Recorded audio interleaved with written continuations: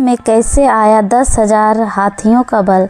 पांडुपुत्र भीम के बारे में माना जाता है कि उसमें 10,000 हाथियों का बल था, जिसके चलते एक बार तो उसने अकेले ही नर्मदा नदी का प्रवाह रोक दिया था।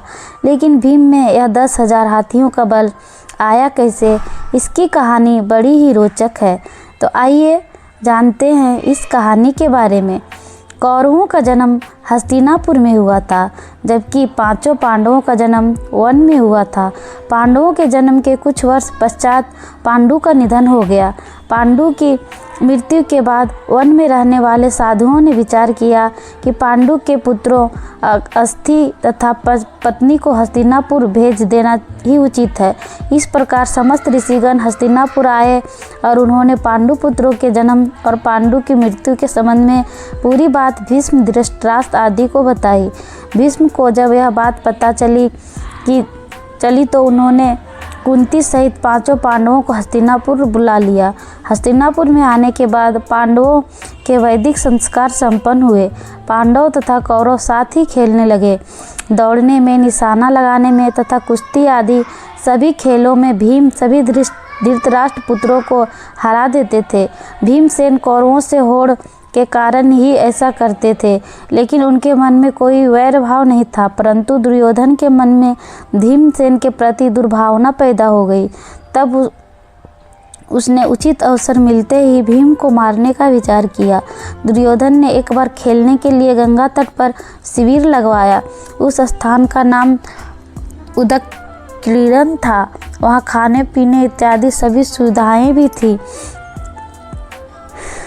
दुर्योधन ने पांडवों को भी वहां बुलाया। एक दिन मौका पाकर दुर्योधन ने भीम के भोजन में विष मिला दिया।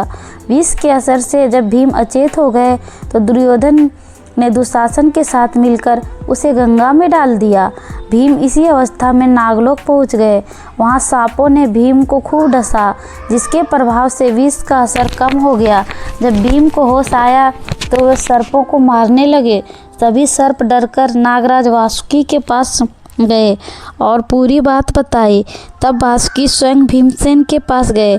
उनके साथ आर्यक ने भीम को पहचान लिया। आर्यक नाग भीम के नाना का नाना था। वह भीम से बड़े प्रेम से मिले। तब आर्यक ने वासुकी से कहा कि भीम को उन कुंडों का रस पीने की आज्ञा दी जाए जिनमें हजारों हाथियों का बल है। वासुकी ने इसकी स्वीकृति दे दी। तब भीम 8 कुंड पीकर एक दिव्य सैया पर सो गए। जब दुर्योधन ने भीम को विष देकर गंगा में फेंक दिया था तो उसे बड़ा हर्ष हुआ। शिविर के समाप्त होने पर सभी कौरव और पांडव भीम के बिना ही हस्तिनापुर के लिए रवाना हो गए। पांडवों ने सोचा कि भीम आगे चले गए होंगे। तब सभी हस्तिनापुर पहुँचे तो युधिष्ठिर ने माता कुंती से भीम के बारे में पूछा। तब कुंती ने भीम के ना लौटने की बात कही। सारी बात जानकर कुंती व्याकुल हो गई। तब उन्होंने विदुर को बुलाया और भीम को ढूंढने के लिए कहा। तब विदुर ने उन्हें सांत्वना दी और सैनिकों को भीम को ढूंढने के लिए भेजा। उधर नागलोक में भीम 8वें दिन रस पच जाने पर जागे।